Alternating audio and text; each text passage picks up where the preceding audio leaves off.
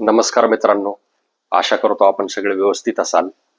मागच्या आठवड्यामध्ये कोरोनाच्या केसेस वाढल्यामुळे थोडंसं चिंतेचं वातावरण होतं.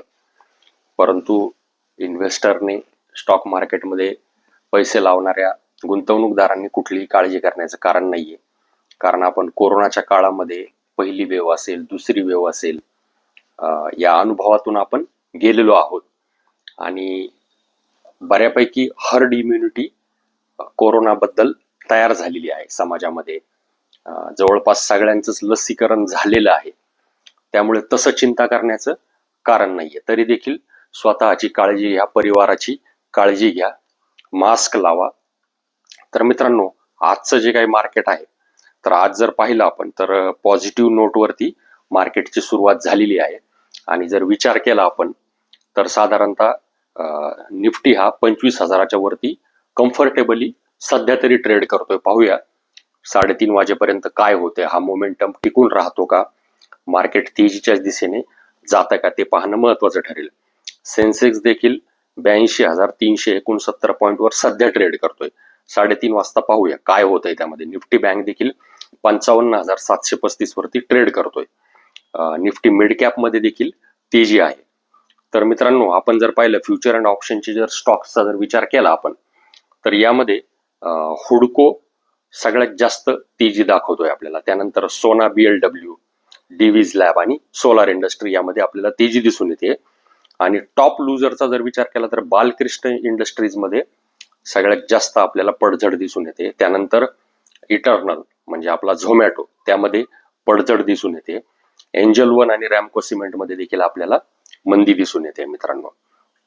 तर मित्रांनो, आज आपण पाहूया पीई रेशो बद्दल आपण सातत्याने ऐकत असतो की पीई रेशो वरून आपण फंडामेंटल अनालिसिस केलं पाहिजे आणि त्यानुसार आपण कंपनीमध्ये पैसे इन्व्हेस्ट केले पाहिजे. तर हे पीई रेशो म्हणजे नेमकं काय आहे मित्रांनो, तर हे आपण आज जाणून घेऊया.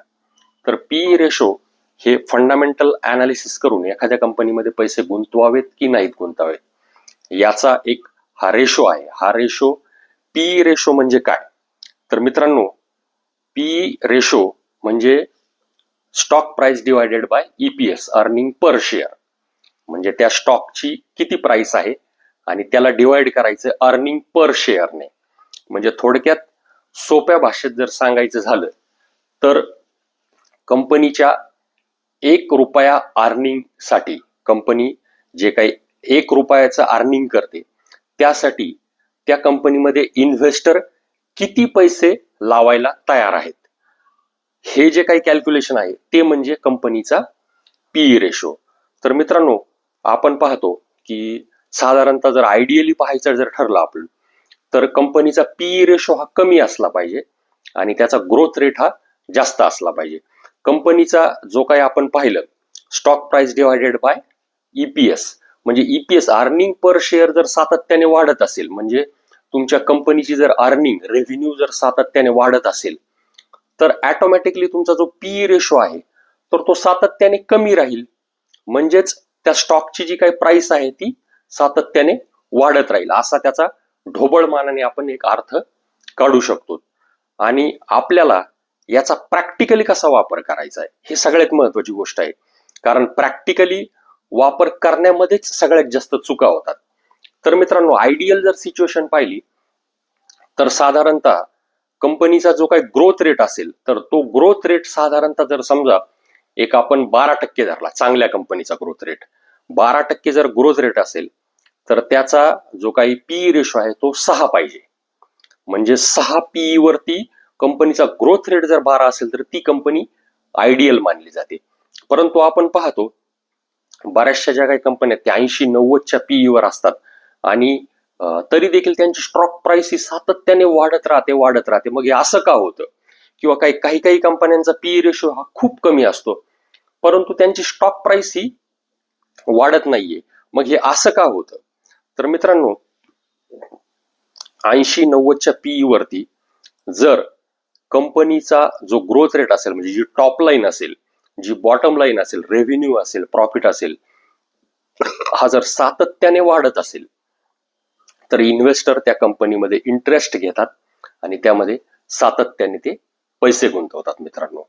तर आपल्याला अशा कंपन्या पाहायच्या आहेत, शोधायच्या आहेत की ज्यांची अर्निंग सातत्याने वाढत आहे, त्यामुळे ज्यांचा पीई रेशो हा कमी झालेला आहे.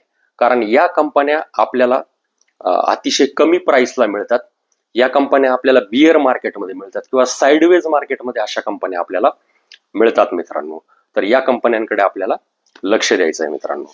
तर कुठेही काळजी करू नका, फक्त काळजी घ्या, चिंता करू नका.